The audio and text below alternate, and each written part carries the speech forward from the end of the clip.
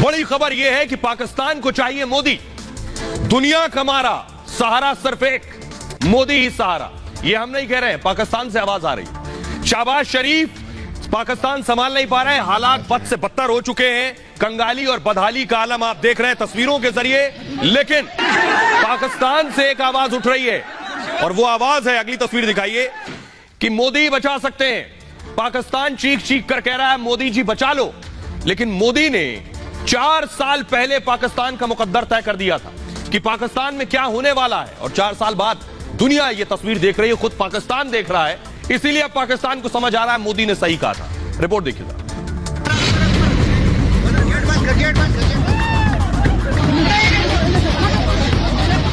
हमने पाकिस्तान की सारी हेकड़ी निकाल दी, उसे कटोरा लेकर दुनिया भर में घूमने के लिए मैंने मजबूर कर दिया। ठीक किया कि नहीं किया? ठीक किया कि नहीं किया? आप खुश हैं? आपके आशीर्वाद है ना?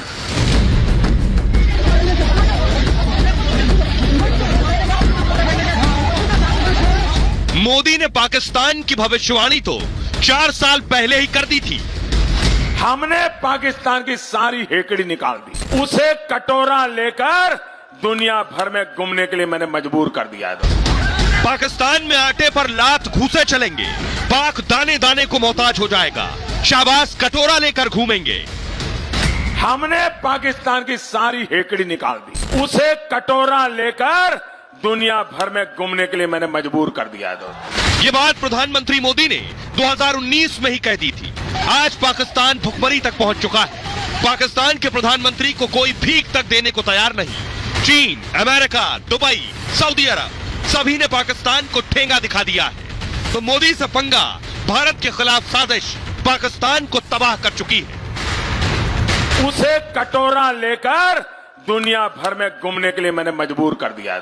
ठीक किया कि नहीं किया? आप खुश हैं? आपके आशीर्वाद है ना? शाहबाज दुनिया में भीख मांग मांग कर थक चुके हैं, लेकिन शाहबाज के कटोरे को दुनिया के देशों ने ठोकर मार दी है। इसलिए पाकिस्तान के पीएम को भीख मांगने में भी शर्म आने लगी है।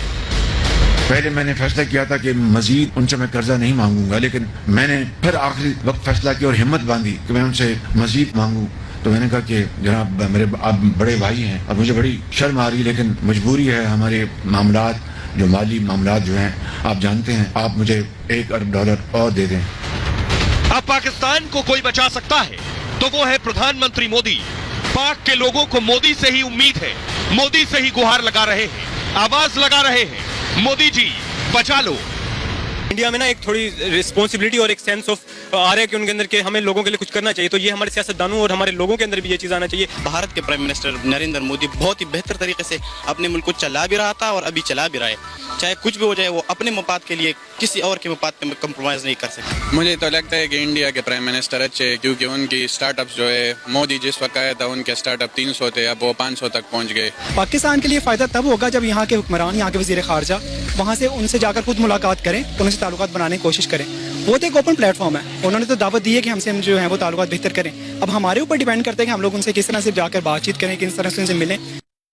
और आइए अब मैं आपको दिखाने जा रहा हूं, ऐसा पहली बार हुआ जब सोचिए पाकिस्तान को मोदी की जरूरत है। लेकिन एक विजुअल दिखाऊंगा मैं कि पाकिस्तान की संसद में एक सांसद रोटी लेकर चला गया। किसी मुल्क में आज तक नहीं हुआ होगा कि सांसद रोटी लेकर संसद में पहुंच गया। लेकिन पाकिस्तान में सभी क्या कह रहे हैं?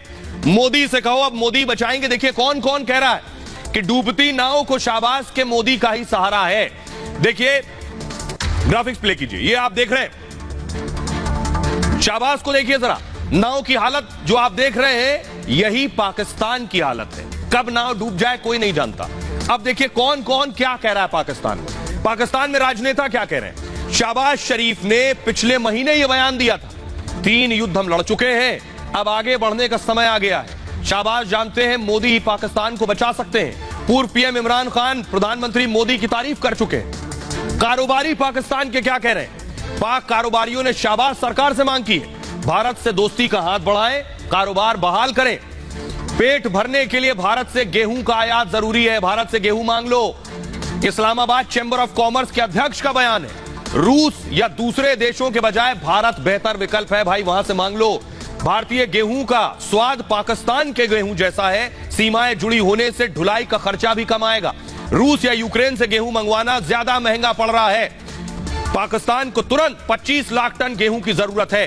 पाकिस्तान के पत्रकार क्या कह रहे हैं, देखिए। पत्रकार कह रहे हैं, सिंध के वरिष्ठ पत्रकार सज्जाद अली ने कहा, भारत ही पाकिस्तान को राहत दे सकता है। कारोबार शुरू होने से महंगाई कम हो जाएगी। सरकार भी जानती है भारत का साथ कितना जरूरी है। पाकिस्तान के लोग क्या कह रहे हैं? पाकिस्तान के लोग भी प्रधानमंत्री मोदी के प्रशंसक हैं। पाकिस्तान में भी पीएम मोदी जैसा नेता चाहते हैं ये लोग। उनकी कार्यशैली और देशभक्ति के भी कायल हैं। पीएम मोदी के नेतृत्व में भारत आगे बढ़ रहा है। लोगों का कहना है भारत पाकिस्तान एक जैसे, ऐसे में संकट के समय भारत से ही मदद मांग लेनी चाहिए, पीएम मोदी से मदद मांग लेनी चाहिए। सुनिए जरा पाकिस्तान के लोगों को, सुनिए वो क्या कह रहे हैं।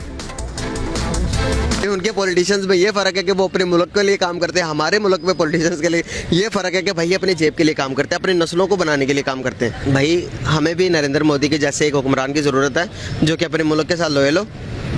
उससे पहले हमें खुद अपने मुल्क के साथ लॉयल होना पड़ेगा। मैंने इंस्टाग्राम पे मोदी को फॉलो किया है बजाय कि इमरान खान को।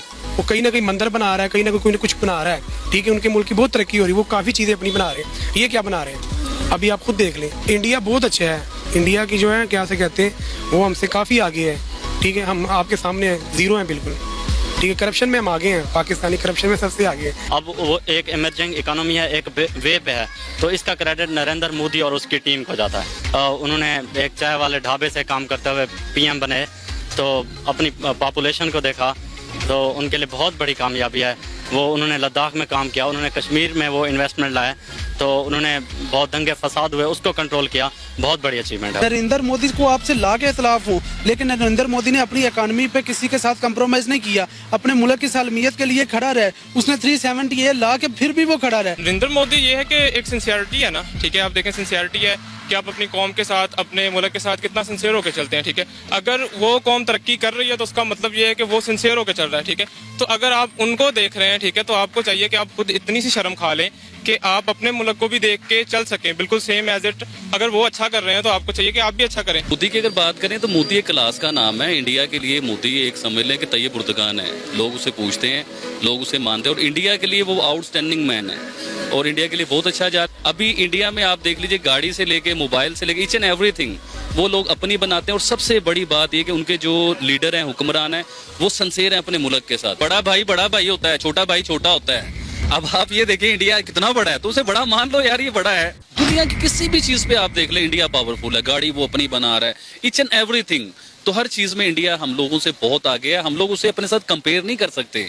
उधर के हुक्मरान चोर नहीं है, हाँ, और हमारे माशाल्लाह चोरों के भी बाप हैं, इसलिए हमारी इकॉनमी आए रोज नीचे और कारोबार तबाह, मईशत बल्कि बिल्कुल। भाई अब मैं आपको बताता हूं कि आखिर भारत से, मोदी से पंगा पाकिस्तान को क्यों महंगा पड़ा है।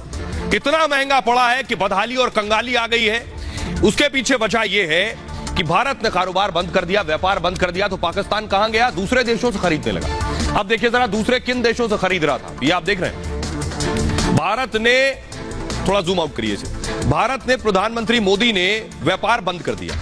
व्यापार बंद करने से हुआ क्या कि कोई भी शिप, कोई भी माल, कोई भी ट्रेन, कोई भी ट्रक माल लेकर पाकिस्तान नहीं जा रहा था। तो पाकिस्तान कहां से मंगवा रहा था? देखिए जरा, दूसरे देशों से। कौन कौन से देश से माल आ रहा था आप देखिएगा, शिप पर लिखा हुआ है नाम। यूएई से घी आ रहा था, ये अलग अलग मुल्कों से आ रहा था। यहां से खरीदना बहुत महंगा पड़ रहा था। अगस्त 2019 में जम्मू कश्मीर में अनुच्छेद 370 खत्म कर दिया।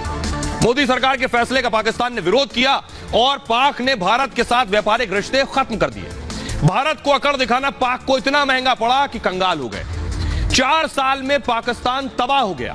दूसरे देशों से सामान आयात करना महंगा पड़ गया। भारत से वही सामान कम कीमत में मिल रहा था। भारत ने श्रीलंका, नेपाल, यूएई को कम कीमत में गेहूं बेचा। पाक क्या कर रहा था सोचिए जरा, रूस से महंगे दामों पर गेहूं खरीद रहा था। रूस से गेहूं लाने में आयात का खर्चा और बढ़ गया। पाकिस्तान के पास $3 अरब ही बचे हैं। गेहूं और चीनी मंगवाने पर खजाना लुट गया सारा। पाकिस्तान में 1 किलो चीनी 100 रुपए में मिल रही है। पाकिस्तान दुबई की रिफाइनरी से चीनी खरीद रहा है। पहले पाकिस्तान भारत से घी मंगवा लिया करता था, अब महंगे दामों पर देखिए जरा, रूस से गेहूं जा रहा है शिप में, महंगे दामों पर सिंगापुर, यूएई से चीनी खरीद रहा है। इमरान की सरकार ने व्यापार शुरू करने की कोशिश जरूर की, लेकिन राजनीतिक दबाव के चलते शुरुआत नहीं हो सकी। पाकिस्तान के कारोबार